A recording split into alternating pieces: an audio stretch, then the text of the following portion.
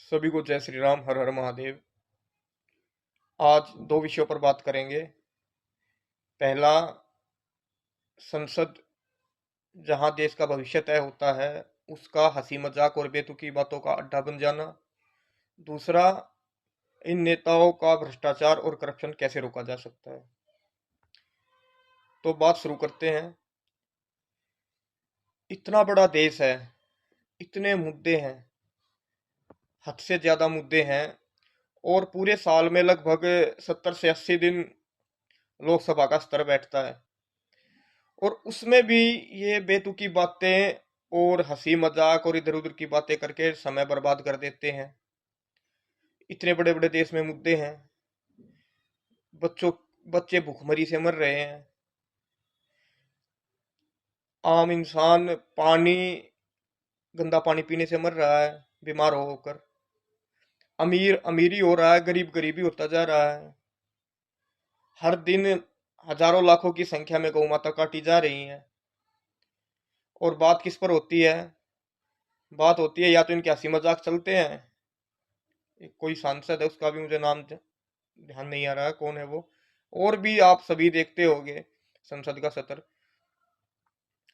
तो इतना बड़ा देश है, इतने मुद्दे हैं कि अगर 365 दिन भी संसद चले तो भी ऊँट के मुंह में जीरे के बराबर है। होना तो ये चाहिए कि हर जितने भी संवैधानिक पद हैं, जैसे प्रधानमंत्री का उप प्रधानमंत्री भी हो, विधायक का उप विधायक भी हो, और अन्य जितने भी सांसद हैं, उप सांसद हों, जितने भी ये लोग हैं, तो जैसे स्कूल लगता है ना, तो 365 दिन इनको तो छुट्टी भी नहीं मिलनी चाहिए। और सीधा अपना एक टीम वहां पर हर दिन मुद्दों पर चर्चा करे और वहां से जो प्रस्ताव पास हो उनको अपनी दूसरी टीम को भेजे। जैसे प्रधानमंत्री संसद में बैठे हैं तो उप प्रधानमंत्री जी के पास भेजें कि भाई इस चीज को इम्प्लीमेंट करो, ये चीजें पास हुई हैं। और दूसरा, ये सब इधर उधर की बातें करते हैं, इनको पता ही नहीं है कि करना क्या है। पहले 2014 में जब पूर्ण बहुमत से सरकार बनी तो सबसे पहले जो कानून दो पास करने चाहिए थे, एक गौ माता को राष्ट्रीय माता का दर्जा, दूसरा जनसंख्या नियंत्रण कानून।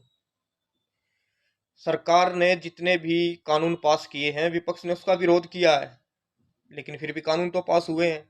तो वो भी हो सकते थे, अब क्यों नहीं किए, ये सवाल है। अब इन सब चीजों को रोका कैसे जाए? एक तो मैंने बता दिया कि 365 दिन संसद का सत्र चले और हर दो पद हों। पहली टीम वहां स्कूल, जैसे हम स्कूल में या हर दिन अपना जॉब पे जाते हैं, तो ये भी लोग वहां पर आके बैठे और देश की जितनी भी समस्याएं हैं उन पर चर्चा करें। और दूसरा जो सबसे बड़ी बात है, नियम। किसी भी राष्ट्र को अगर आगे चलना है तो नियम सबसे ज्यादा जरूरी है। वहां तो कोई नियम ही नहीं है। अब बात उठा रखी है वंदे मातरम। भाई वंदे मातरम तो आपको कोई कानून पास करने की जरूरत ही नहीं। जब कुछ लोग राष्ट्रगान या अन्य सभी चीजों पर नहीं खड़े होते हैं तो आप भी गा लो। नेता इतने मर्डर, इतने बलात्कार करते हैं, उनका उनसे तो कुछ बिगड़ता नहीं। राष्ट्रीय गीत गाने से बताओ क्या बिगड़ जाएगा? तो ये सब चीजें हैं। तो इसका तो एक नियम पर पहले बात करते हैं, नियम कैसे सही होंगे। एक नियम बना दे कि भाई जिसका जितना समय है उस समय पर बोले। 365 दिन संसद का सत्र चलेगा, सबको टाइम मिलेगा। अब बाद में कोई ये भी नहीं बोल सकता कि भाई मुझे तो टाइम ही नहीं मिला। 365 दिन अगर संसद चलेगा तो सबको टाइम मिलेगा। और एक नियम सभी पर लागू कर दो कि जिसको जिसका समय और जिसका नाम बोला जाए और तय समय बोला जाए उसके अंदर ही बोलना है। दूसरा, इधर उधर की बातें नहीं करनी है, ना कोई हंसी मजाक। हंसी मजाक के लिए आपका घर है, आपका परिवार, आपके दोस्तों, उनके साथ करो आप।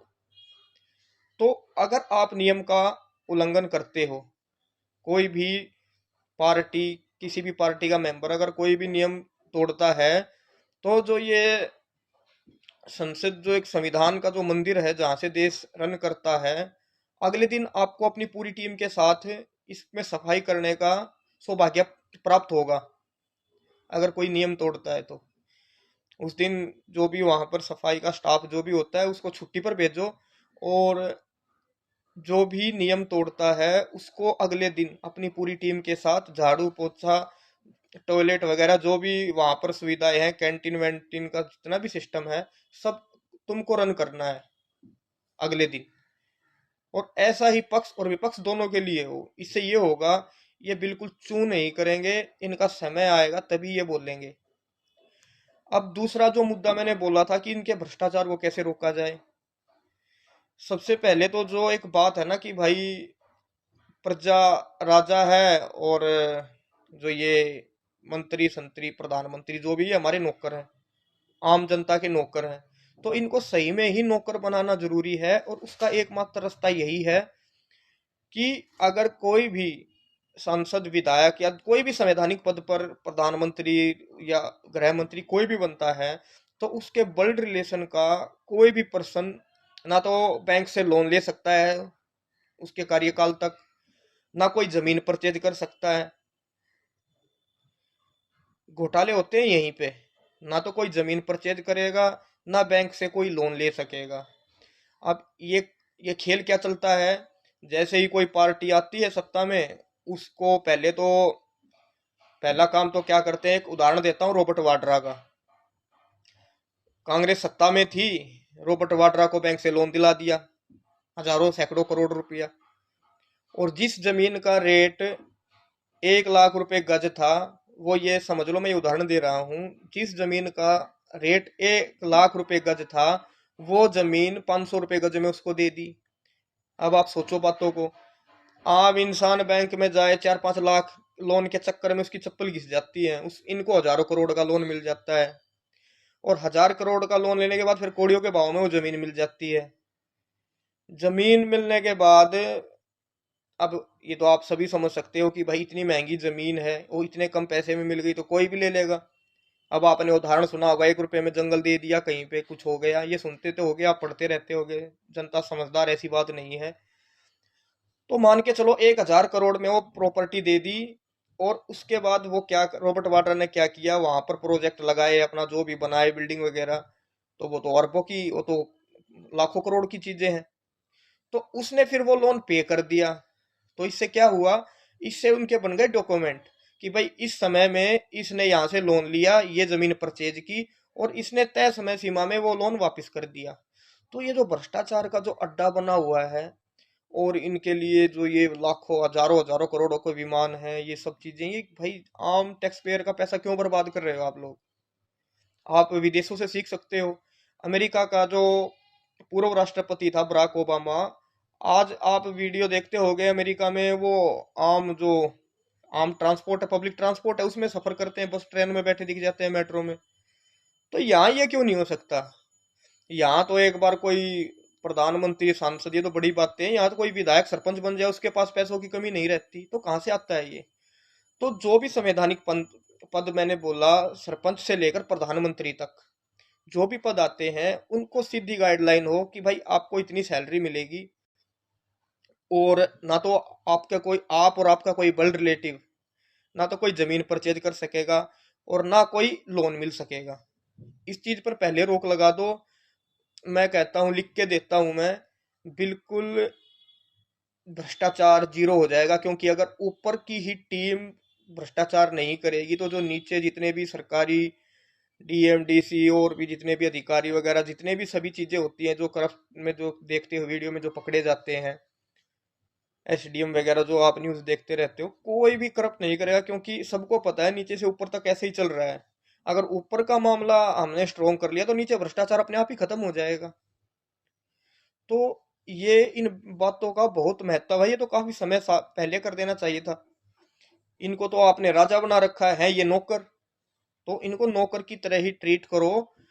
और असल में तो इसकी शक्ति इतनी घट जाएगी, सिर्फ ये काम करने के लिए ही बचेंगे। और इस पर तभी ये चीजें संभव होगी, तब आप सभी एक विचार के साथ जुड़ोगे। सभी चीजें जो इंसान सोच सकता है वो कर सकता है। ये कोई मैंने अनप्रैक्टिकल बातें नहीं बोली, सभी प्रैक्टिकल बातें हैं। इस पर विचार करने की जरूरत है। ये नेता अगर हमने अपने कंट्रोल में कर लिए पब्लिक ने, तो सब कुछ सही हो सकता है। वरना तो ऊपर से भ्रष्टाचार शुरू होता है और नीचे तक ऐसे ही चलता रहेगा। चाहे कोई कितनी बड़ी बड़ी बातें करे, कुछ होने वाला नहीं है। तो यही वीडियो था आज का। ज़्यादा से ज़्यादा वीडियो को शेयर करें अगर समझ में आया है, और सब्सक्राइब भी करें। तो सभी को राम राम, हर हर महादेव, जय गौ माता।